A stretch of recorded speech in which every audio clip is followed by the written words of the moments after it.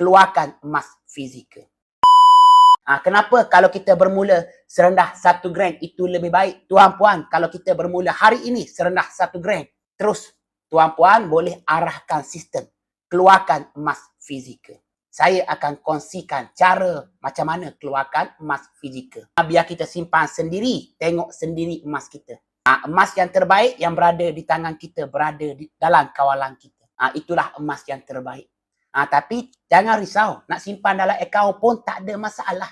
Tuan-puan, akaun Get Gold Accumulation Program, simpan grade emas kita secara percuma. Tak perlu bayar apa-apa selama mana tuan-puan nak simpan. Juga ada perlindungan insurans. Akaun Get melalui syarikat public good. Tapi tuan-puan kena tahu emas yang terbaik yang berada di tangan kita, berada dalam kawalan kita. Bukan emas yang berada dalam akaun. Inilah emas yang terbaik, berada dalam kawalan kita.